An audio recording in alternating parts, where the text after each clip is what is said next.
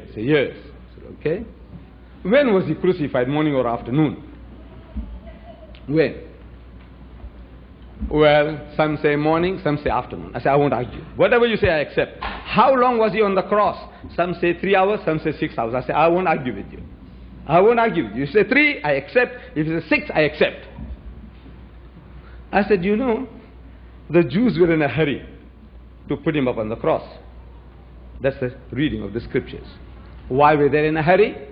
Because they were afraid of the common people. Jesus was a hero to the common people. He had healed the blind, the lepers. He had given life back to the dead. On one occasion, he fed 5,000 people with a few pieces of fish and a few pieces of bread. On another occasion, another 3,000 people with a few pieces of fish and a few pieces of bread. A man with such a reputation, the people loved the man. And if his life was endangered, there might be a revolt, a riot. So, quickly, apprehend the man and get rid of him. So they grabbed him and they take him, had a midnight trial, which doesn't happen in Jewry. Midnight trial. Early in the morning they take him to Pilate. And as if Pilate had nothing else to do, he was waiting. He receives them and Pilate says, look, this is not my kettle of fish. Take him to Herod. They take him to Herod. Herod had nothing to do. He was also waiting. Nothing to do, these royal people. Nothing to do. They're just waiting. And he said, look, he says, take him back to Pilate. They take him back to Pilate. Pilate is still waiting.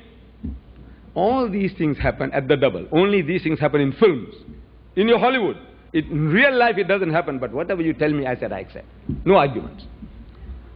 So, finally, they get him on the cross. We are told about 3 o'clock in the afternoon. And he's there for about 3 hours, according to the Christians. As much as the Jews were in a hurry to put him up, queer people, they were also in a hurry to bring him down.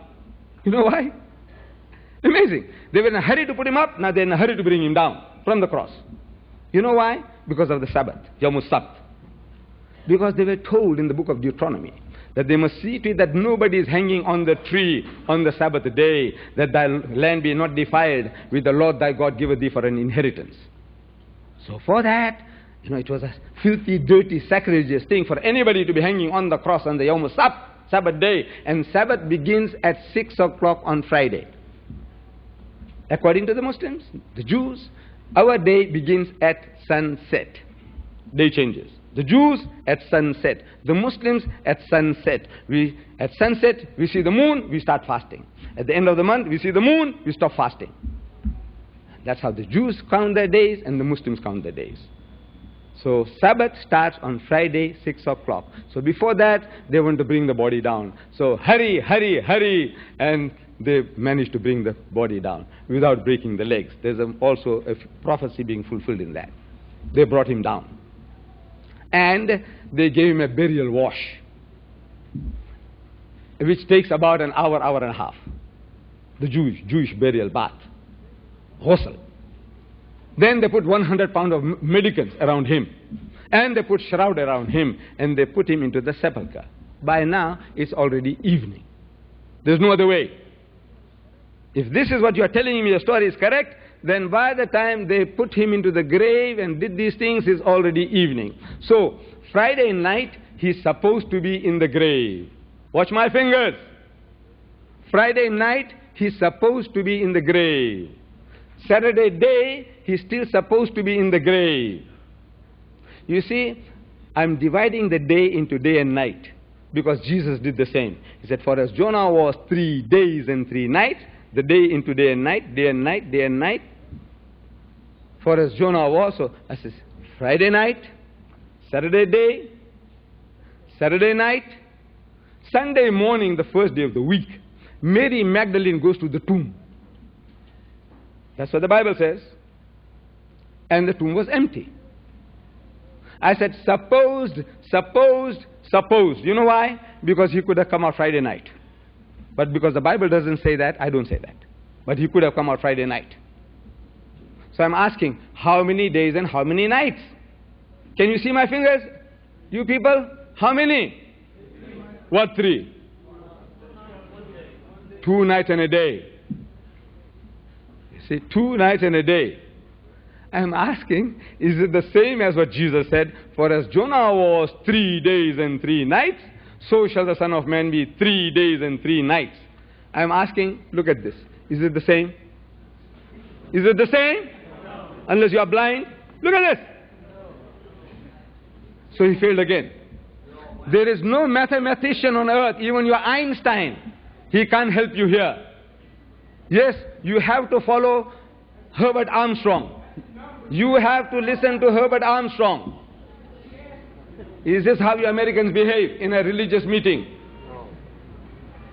I said, you have to go and follow Herbert Armstrong. He's dead now, but his hierarchy continues. The Plain Truth, the magazine.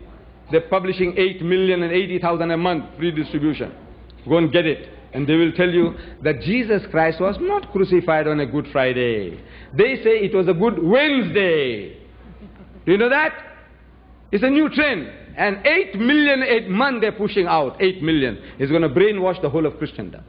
Sooner or later you'll find everybody is talking about a Good Wednesday, a Good Wednesday, a Good Wednesday. And I'm telling my people in South Africa, I said, look, if our government, if they ever change Good Friday to Good Wednesday, we are going to protest. We will march on Parliament House. You know why? Because Good Friday is a good day for the Muslims too. You know why? Because our people who are workers, factories all over, we are able to go to the mosque on Fridays, gather together. And we have the biggest gatherings on Good Friday in our masjids. And we have 3 days holiday. Friday, Saturday, Sunday. Once it's Good Wednesday, you'll have only 1 day holiday. So I said, we will march on to Parliament House. And I said, you my brothers and sisters, are you prepared? Will you be prepared to follow me? And 100% says, we'll follow you. March on to Parliament House. We'll never allow Good Wednesday to come about because it won't suit us. But the Christians, you are in a country. The mighty messenger of God, according to you, he fails a second time in fulfilling one prophecy. I said, look, this man. You say he came to die for the sins of the world. Look at it. At that eventful, that on the verge of that Good Friday, on the Thursday, he takes his disciples to that upper room. And they're having the supper. And at the supper table, he's telling them, he says, you remember, when I sent you out on your mission of preaching and healing, I told you that you must carry nothing with you. No spare purse, no shoes, no staff, no stick. Did you lack anything? He says, no, we lack nothing. He says, but now I tell you, those of you who have no swords must sell your garments and buy them. Swords, you know, to chop off people's heads. Swords. He's telling them to buy swords. So one of them said, Master, we have 2 already. So he says, it is enough. Why should 2 swords be enough? What you going to do with swords? Paring apples? Bananas? What do you do with swords? Chop off people's heads.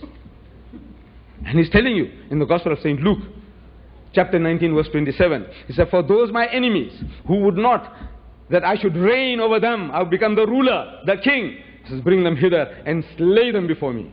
With what? With your fingers? What do you slay them with? Bring them hither and slay them before me. Cut their throats. If those of you who are not prepared to accept me as your king, bring them and kill them. So now he's telling them, arm themselves, and they arm themselves to the limit. And he takes them to the Garden of Gethsemane. I said, what for? To pray? I said, couldn't he have prayed in that upper room? Couldn't he have gone to the temple of Jerusalem, a stone's throw from where he was? Couldn't he have done that? Why Gethsemane? I said, look, there is a strategy involved.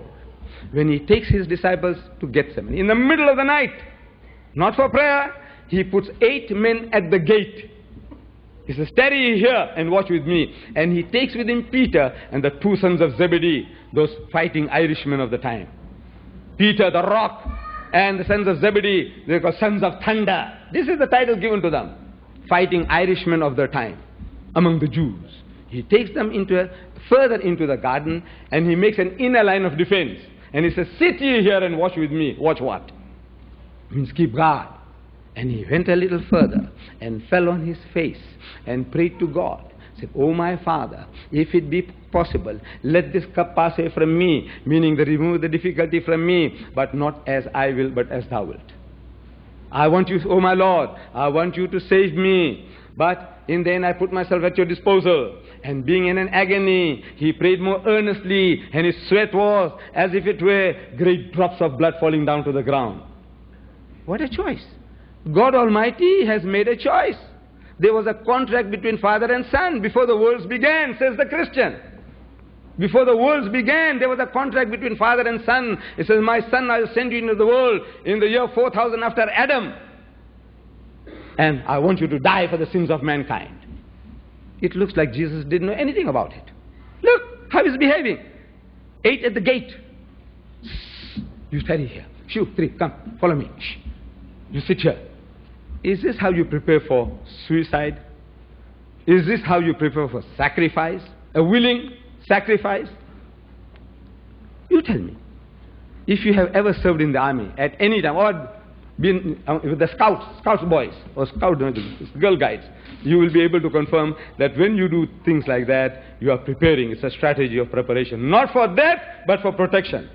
And swords, if the Jews were to come there, he says, I know my people. You see the spirit that the disciples were showing. They were beating the breast in that upper room. So, Master, we are prepared to go to prison for you. Master, we are prepared to die for you. Such people with sticks and stones and 2 swords, they would have knocked hells into the Jews. But the Jews were cleverer than what he thought. They bring Roman soldiers with them. The situation changes. Against trained men, what can you do? They'll be cut to pieces, your disciples. So Jesus says, put down your sword, because he who lives by the sword shall die by the sword. Didn't he know this before? He knew. But circumstances changes and the man changes. He's a master strategist, but he had not come to die, and he had not died. As such, he was neither killed nor crucified. You see, all his actions, post-crucifixion action, supposed to be crucified. After every action, every move that he makes, the way he behaves is that of a man who has escaped death by the skin of his teeth, not the one who has been resurrected. Thank you.